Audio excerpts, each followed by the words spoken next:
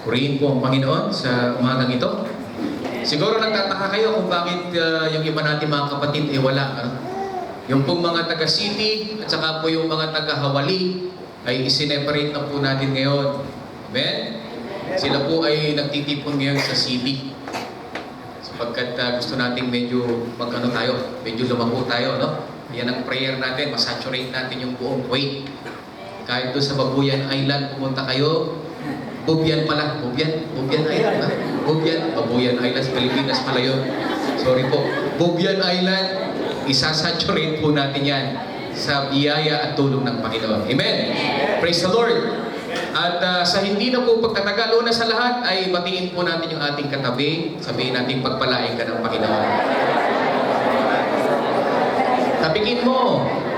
Kumustahin mo. Sabihin mo, I love you with the love of the Lord.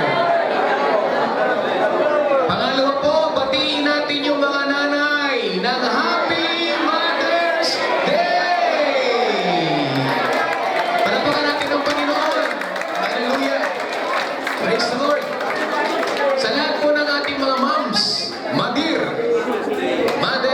nanay, inay, o ano man ang tawag po ninyo sa mga nanay ninyo, ay talagang mami, mamsi, hindi ko alam anong klase ang madir o ano man, lahat po sila ay pagpapala ng Panginoon. At sila po ay talagang ipinagkaloob sa atin, kung hindi dahil sa kanila, hindi tayo maisisilang sa mundo ito. Kaya ang araw pong ito ay isang pagdiriwang o isang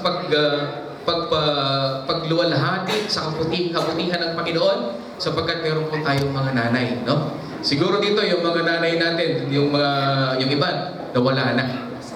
Pero purihin ang Diyos, kung hindi dahil sa kanila, wala tayo. Amen? So, sa umaga po ito, isa po yan sa topic natin. Amen? Itinaon ko mismo sa Mother's Day. Kaya, humanda po yung mga nanay. Hindi lang nanay, pati tatay! Pati nanay, tatay, anak, bata, matanda, may ngipin o wala. Para po sa inyo sa umagang ito. Purihin. Palapakan po natin ang Panginoon. Okay. Magsimula na po tayo. Let us open our Bible in the book of Isaiah chapter 66. Isaiah chapter 66 verse 13.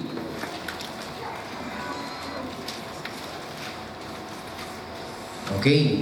Isaiah 66 verse 13. Kung inyo pong nasumpungan na ay aking pong babasahin. Sundan po ninyo sa inyong mga Biblia. Ganito po ang sinasabi, verse 13.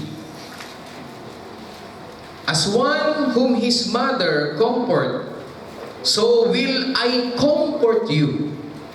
So will I comfort you. And ye shall be comforted in Jerusalem. Sa Tagalog po, ang sabi po ay ganito, kung paanong ang sino may inaaliw ng ina, gayon ko aaliwin kayo. At kayo'y mga aaliw sa Jerusalem. Let us bow our head. Let us pray to our God.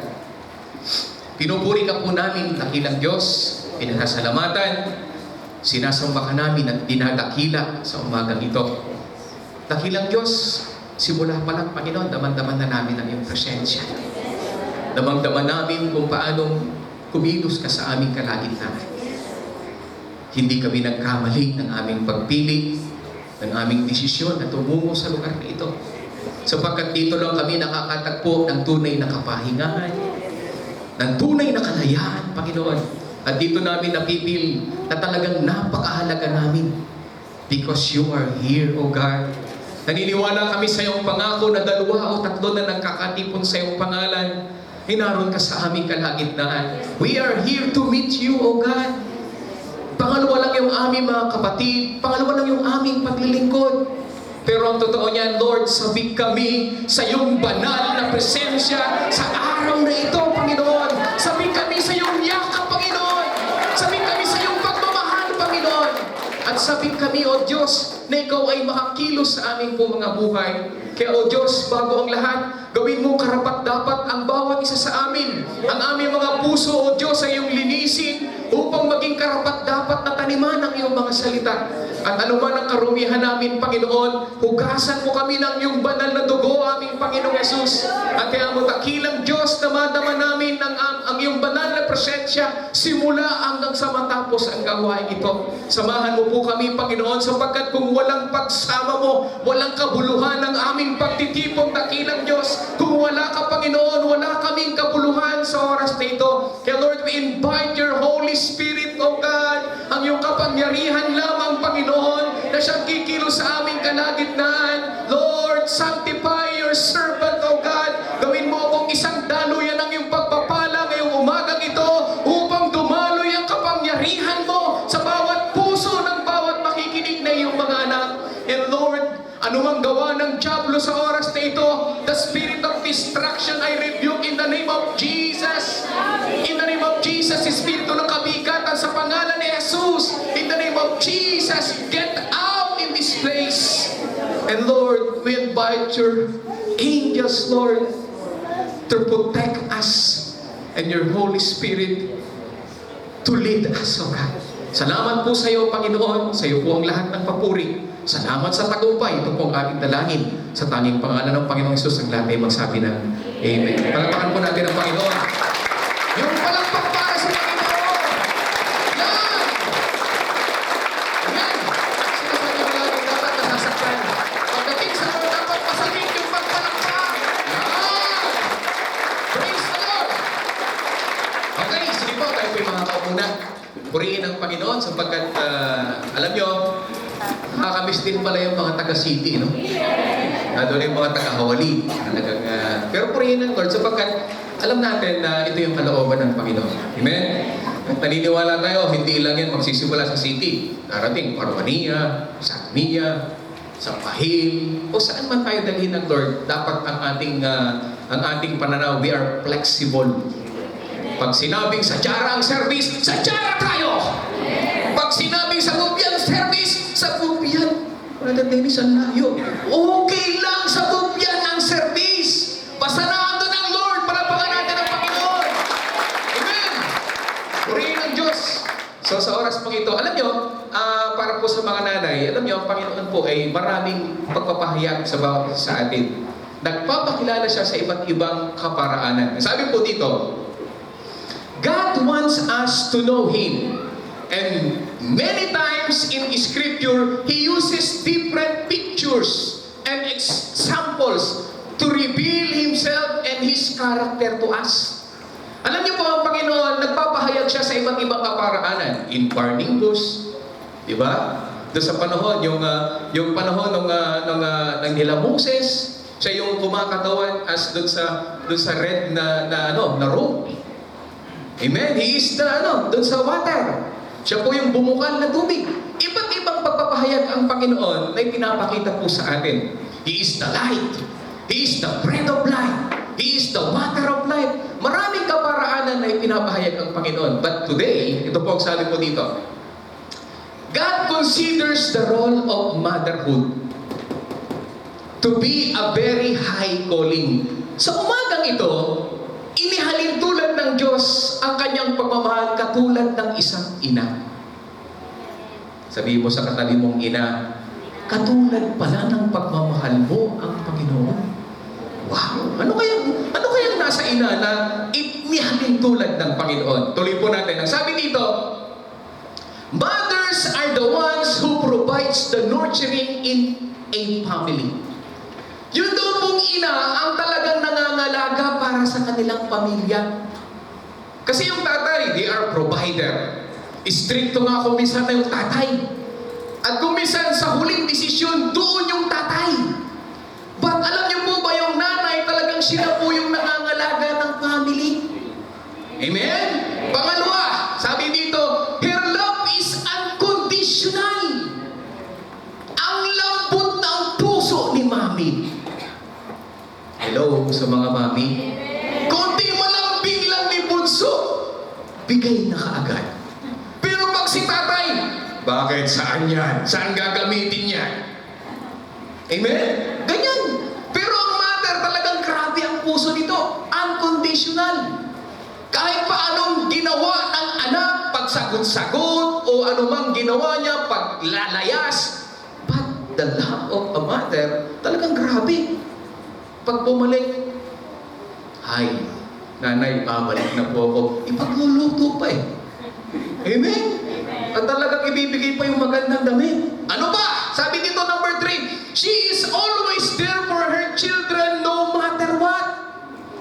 Sa panahon na may sakit ka, sa panahon na may problema ka, sa panahon na ikaw ay pinagtatawanan ng tao, the mother is with your side. Back up mo siya. Hello? Totoo ba yan sa mga nanay? Totoo yan. Alam niyo, nung ako ay patigas ng ulo ko noong panahon ng kabataan ko, talaga naman ang nanay ko sumasakit ang ulo ko sa akin.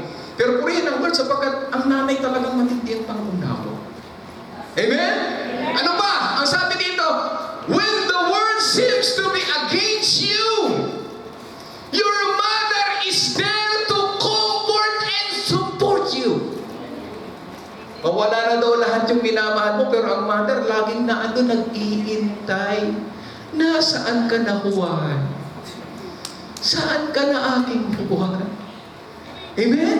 Ang nanay talaga, alam niyo, at nakakalungkot, alam niyo po, mayroong mga nanay na dinadala doon sa home for the aged. Samantalang grabe, nung panahon na inaakala. Siguro napanood niyo yung isang video na simula pagkabata, yung paatras eh. Nung una, kinakarga niya yung bata, hanggang sa pinapakain, hanggang sa tuman na pinag-aral. Pabaliktad. Nung bandang huli, yung nanay na ang kinakalam at pinapakain. Kasi tumanda na eh. Ang problema doon sa mga anak, hindi ginagawa. Ginagawa nila, dinadala sa home for the aged. Kawawa naman ang mga nanay, no? Ano ba? Ang sabi dito, ngayon, ang sabi dito, no wonder that God has elected to describe Himself in the terms of a mother. Inihalin tulad daw ng Diyos ang kanyang pag-ibig na kagaya ng ina. Dahil yung lahat ng mga karakteristik ng isang magulang o isang ina ay matatagpuan talaga natin sa Lord. Tingnan po natin. Ang sabi dito, all of the characteristics are the same characteristics that God uses to describe Himself. Na kahit ang lahat ng tao iwanan ka, hindi ka iiwan ng Lord. Amen! Amen! Kahit pa paulit-ulit na nagagawa mong kasalanan, patatawarin ka pa rin ng Lord. Kahit ang tigas ng ulo mo kasing tigas ng bakal, patatawarin ka pa rin ng Lord. Amen! Talagang ganyan ang ating Panginoon. At alam nyo, inihalin tulad ng ating Panginoong Jesus ang kanyang sarili as a motherhead. Tingnan po natin. Matthew chapter 27, verse 37. O Jerusalem, Jerusalem, the one who kills the prophets and stones those who are sent to her. Now often I wanted to gather your children together as a hen gathers her chicks under her wings, but you were not willing. Sinarin tulad ng Panginoong Jesus na siya yung kagaya ng isang inahing manok na gusto niyang kukupin tayong mga tao. Pero ang ginagawa natin mga tao ay ito. Ang sabi po dito, when danger is present, a mother hen gathers her chicks under her wings to shelter and to protect them. Kaya lang, bilang tayo mga tao na may sariling kapagpapasya, may free will, ito ang ginagawa natin. God wants to do that the same thing for us. Anong ginagawa natin? But we reject His offer and scatter about and not seek the safety and comfort that He wants to provide for us. Para bang takot tayo na magpasakop sa Lord? Parang sa isang magulang, nanay, malaki na ako. Hindi mo na ako kailangang diktahan. I am only 11 years old. Anak mo na 11 years old? Meron palang 11 years old talagang nagmaktol na. Gusto na pabuhay sa sarili niya. Pero alam niyo po ba, ganyan ang Lord. Gusto niya tayong kumkupin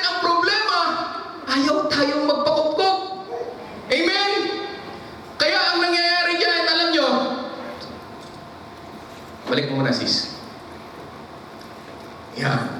So makikita natin, ayaw tayo magpa-comfort. Bibigyan ko kayo ng isang kwento. Ang Panginoong Hesus talaga. No?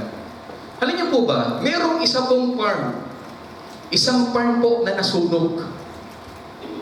Nasunog at itong taong ito, nung nasunog yung kanyang farm na lahat ng kanyang tinanim ay nasunog, nagpunta siya doon sa palayan at saka doon sa mga puno ng kahoy doon na may bunga. Nagpunta siya doon. Alam niyo, pagpunta niya, meron siyang nakitang isang bukol na nakaganyan. Isang bukol. Ang ginawa niya, parang may gumagalaw. Akala niya, ahas. Ang ginawa niya, sinipa niya. Pagsipa niya, nagulat siya, may gumanaw at may lumabas. Alam niyo kung ano lumabas? Ito. Ayan. Ayun. Alam niyo kung anong lumabas? 3 piraso ng mga sisiw. At alam niyo kung ano nangyari dito sa 3 sisiw na ito. Yung lahat ng palayan, lahat ng farm na ito nasunog, ang ginawa ng mother hen, hindi siya umalis. Itinakon niya yung sisiw dun sa loob ng kanyang mga bagwis. Iniharap niya yung kanyang sarili na masunog. Para lang dito sa 3 sisiw na ito. Ganun katindi yung nanay. Kaya niyang harapin yung matinding apoy. At alam niyo, nasunog talaga yung hen. Pero alam niyo, ligtas yung mga sisiw. Palapakan nga natin. Amen! At alam niyo ba, ganyan din ang ginawa sa atin ng Panginoon? Ibinigay niya yung kanyang sarili para mamatay sa krus ng Kalbaryo para lang po sa atin. Amen? Anong sabi po? That is exactly what Jesus did for us when He bore our sin on the cross and gave up His life to pay for our sin o for our debt. Alam niyo po, ganun din ang ginawa ng Lord. Isinacrifice niya yung buhay niya para sa atin. Alam niyo pala, ang mother talaga, kayang ibigay ang buhay para sa anak. Hindi ko naman sinasabi lahat. May mga, siguro 70%, 60%, talagang ang mga magulang talagang ibibigay siya. Kaya nga sabi ng mga magulang, mga nanay, sana ako na lang yung masaktan. Sana ako na lang yung may sakit kaysa sa anak ko. Ganyan katindi. Kaya pala inahalin tulad ng Lord ang kanyang sarili kagaya ng nanay. Amen? Okay, simulan po natin. Una, I want you to see that great gift that God gave when He gave us mothers. Alam niyo, gusto kong makita ngayong umagang ito kung gaano kahalaga sa atin yung biyaya at yung regalo sa atin na magkaroon tayo ng nanay. Naiisip mo ba ang nanay mo ngayon? Amen. Regalo siya ng Diyos. Amen? Subalit sabi dito, but more importantly, I want you to see and receive the greatest gift when He offered His life for us. Kung alam natin na mahalaga ang ginagawa ng nanay, mas mahalaga po ang ginawa sa atin ng ating Panginoon. Amen? Sabi po dito, una, ang ating pong title, kaya po title po natin is Just Like Mom. Ito po yung title natin ngayong umagang ito.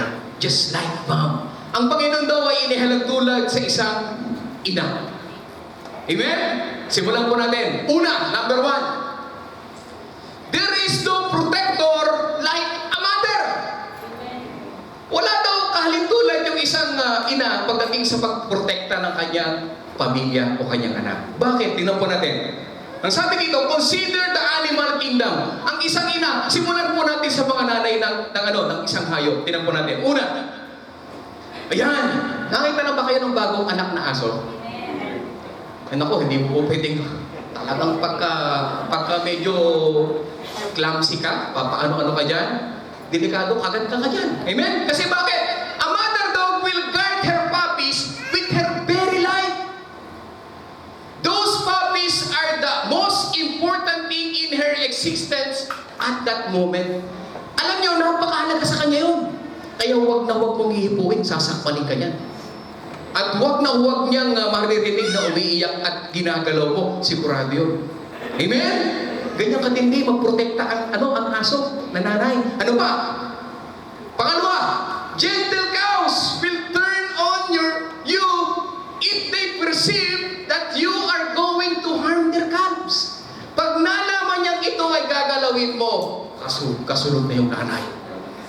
susupagin ka nito. Amen? Huwag na huwag mong hahakawin yan. Huwag na huwag mong hihipuin yan. Talagang nandiyan yung nanay. They are protecting their cubs. Kasunod, number 3, a mother hen. Alam natin, katulad nung sinabi ko sa inyo kanina, kaya niyang ibigay ang buhay niya para sa kanyang mga anak. Nasunog eh. Pero hindi niya anintala na masunog. Masakit nun habang nasusunog siya, talagang hapdi ng pakiramdam nun. But for her cheeks, grabe. Amen? Ano ba? Ito, eagle with her eaglets. Ganyan din. Ano pa? Ayan, a monkey with her baby. At lahat ng nanay pala na makikita natin, grabe po sila pagdating sa protekta sa kanilang pong mga anak. Naniniwala po ba kayo doon? Ayun, alam niyo yung pabo? Alam niyo yung pabo? Ay, grabe yung pabo. Talagang hahabulin ka ng pabo pagka kinuha mo lang itlog ng pabo. Talagang Amen? Pati yung bibi. Alam niyo, ganyan sila. Ganyan sila kaprotekta. Kaya pala ganyan ang Lord natin. Kapag ginagalaw ka ng diablo, naandyan ang Lord sa'yo! Amen! Hallelujah! Kasunod, sabi po dyan, this is true throughout the realm of the animal kingdom. A mother will protect her young even to the point of giving up her own life. Kagaya nung ginawa nung hen, nasunog siya para lang sa kanyang mga anak. Yan yung una. Pangalawa, ito po, bilang tao. Let's examine the mother of Moses. Kilala niyo po ba, ano pangalan ng nanay ni Moses? Sige, magbibigay ako ng 20 KD. Nanay ni Moses. Magbibigay ako ng 20 KD. Unang makasagot, nanay ni Moses. Walang sasagot kasi walang sinabi. Kapag Big Brother Tapings. Wag na. Okay. Simulan natin. Exodus chapter 1 verse 22. Ang sabi po dito, then Pharaoh gave this order to all his people. Every Hebrew boy that is born new must throw into the Nile, but let every girl live. Kung matatandaan natin nung sa panahon na yon, ang binubuhay lang ni Parao, mga babae, pagdating sa mga Hebrew boys. Lahat ng ipapanganak na lalaki kailangan itapon dun sa River of Nile. Patayin! Pero anong ginawa ng nanay ni Moses? Tingnan po natin sa 20 KD. Here is a mother! Hindi sinabi ko pangalan. Here is a mother who was willing to disobey the order of the Pharaoh to preserve the life of her son. Dinisobey niya yung utos ng Parao dahil sa pagmamahal niya sa kanyang anak. Anong ginawa niya? Tingnan po natin. Exodus chapter 2 verse 1 to 2. And a man of the house of Levi went and took as wife a daughter of Levi. So the woman conceived, walang sinabing pangalan, no? The woman lang. Ang lakas ng loob ko, no? So the woman conceived and bore a son, and when she saw that he was a beautiful child, she hid him 3 months. Akala niyo, sabi sa kanila, kailangan pagkapanganak pa lang pag nakitang lalaki, itapong agad sa River of Nile. Patayin. Pero itong nanay na ito, itinago niya. Within 3 months, pagkatapos siyang itago, tinampo ninyo. Ganito ang nangyari. Ayan. Ang ginawa niya, after 3 months, for 3 months, she hid him and then took him to the river to hide him. Ang ginawa niya, nilagay niya sa basket kasama si Miriam. At anong ginawa nila? Ipinaanod nila pero sinusubaybayan nila. How is that love as a mother? Amen! Anong kasunod? She was there when the Pharaoh's daughter found the baby among the reeds and took him and raised him as her son. Nakasubaybay siya. Habang inaagos yung kanyang batang anak, nakasubaybay siya. Tinitingnan niya at nakita niya kung sino ang kukuha. Ano nangyari ngayon? Ito na ang nangyari. Ang nakakuha, yung anak mismo ng Parao. Palapakan natin ang Lord. Amen! At alam niyo po ano nangyari? Pagkatapos na tamputin yung bata, naando si Miriam. Si Miriam dali-dali pumunta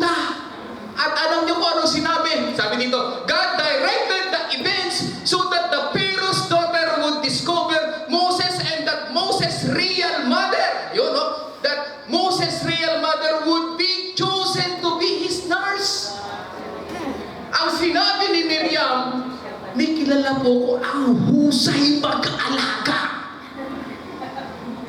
Kahit isang dosena pa yan, kaya niyang alagahan. Ay, siyempre, nanay niya. That is talaga yun. Amen? Kaya nagsabi, talaga? Sige, dalhin mo siya ngayon sa akin. Hindi niya alam, nasa sulok lang yung nanay. Amen? Nasa sulok lang. At alam niyo, dali-dali nagpunta yung bata. At pagpunta ron, alam niyo po ba, ginawa siyang tagapag-alaga ng kanyang anak. Palapakan natin ang Panginoon. Why? Kasi sabi dito, all of this happened because of a mother's desire to protect her child. Amen. Once na gusto mong protektahan yung anak mo, gagawa ang Diyos para protektahan ang anak mo. Amen. Kaya alam niyo, sabi ko kay Iyesa, doon po sa kapatid ko, laging high blood, naando na naman niya sa ospital. Nakakumpay na naman kasi high blood. Sabi ko, huwag kang mag-alala, protektado ng Lord yan. Palapakan natin ang Panginoon. Amen! So, ganun ang nangyari. Pangatlo. Letter C. A harlot mother. Alam niyo po ba itong harlot mother na ito? Pag sinabing harlot, ito yung prostitute or immoral woman. Kahit pala immoral woman at prostitute, iba pa rin ang puso ng ina. Tingnan po natin sa panahon po ni King Solomon. Tingnan po natin.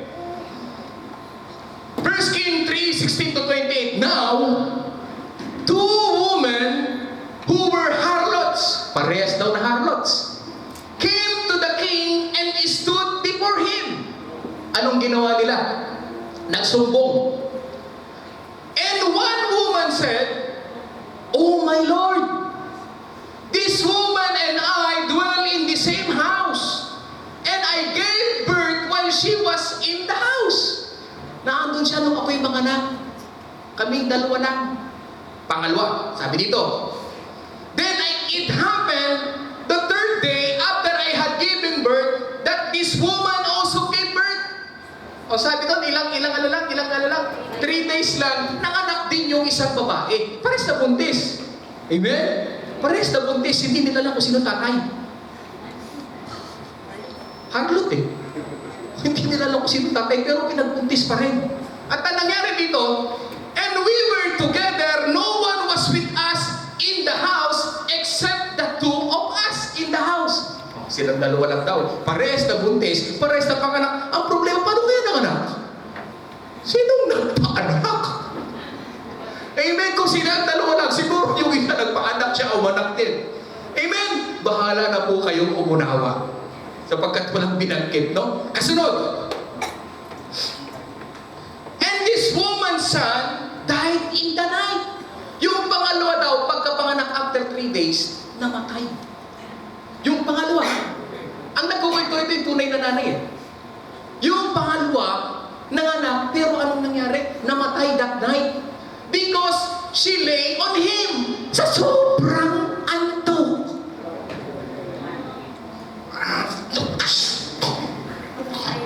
Hindi niya alam, patay yung bata. Naipit. Sino dito malikot magpatulog? Yung talagang ang hirap katabi. Makikita mo, nakapulupot na yung kanyang paa dito. Grabe, ganun po yung isang harlot.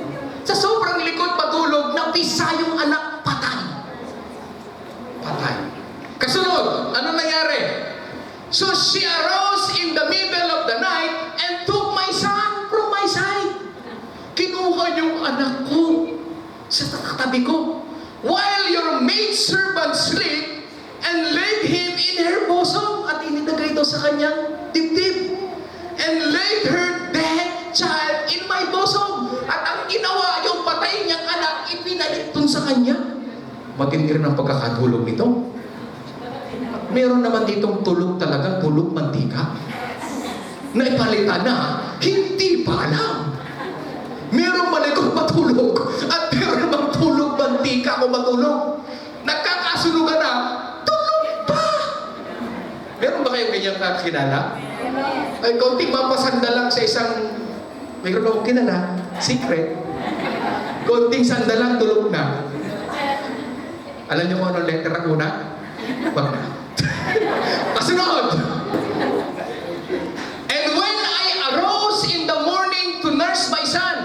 gising din. Para ano? Para palidehe o kaya palitan ng suot niya. There he was, dead. Oh my God, patay. But when I had examined him in the morning, indeed, he was not my son whom I had born. Alam ng nanay kung sino ang anak niya. Hello? Kahit pang magmukhang maputi yan, maitim yan, magkamukha, alam pa rin ang nanay kung sino ang anak niya. Palapakan natin ang Panginoon. Amen! Totoo yun! Sa amoy pa lang, alam na. Ito yun. Amoy, mantika. Amen! Kasunod! Ano nangyari? Then, the other woman said, no! But the living one is my son, and the dead one is your son. And the first woman said, no! But the dead one is your son, and the living one is my son. Thus, they spoke before the king. Nagtalo na sila. Hindi yung sa iyo ang patay. Hindi. Ang iyo ang patay. Yung bakit buhay. Ibigay mo na sa akin yung anak ko. Nagtatalo sila sa harapan ng king. Anong nangyari ngayon? Anong ginawa ng king? And the king said, the one says, this is my son who lives, and your son is the dead one. And the other says, no, but your son is the dead one, and my son is the living one. Kung sila kayo'y nagtatalo, ganito ang sinabi po ni King Solomon. Then the king said, bring me a sword. Dalhin mo yung tabak dito. Yung gulok. Dalhin mo yung gulok. Alam niyo ba yung gulok? Sa mga taga Batangas, sa Laguna, yung gulok, yan ang ginagawa naming pangtabas sa bukrid.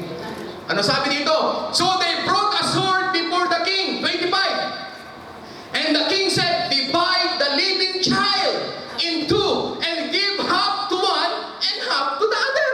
Wow, ang talino ni Solomon. Hatiin natin yan, yung kalahati doon sa isa. Total, ayaw yung magkasundo. Di patayin na rin natin. Hatiin na rin natin. Walang makikinabang. Alam niyo kung anong ginawa ng tunay na ina? Ito ang ginawa ng tunay na ina. Then the woman whose son was living spoke to the king. Yung nanay na tunay na nanay, anong sabi po ng tunay na king? Sa king? For she yearned with compassion for her son.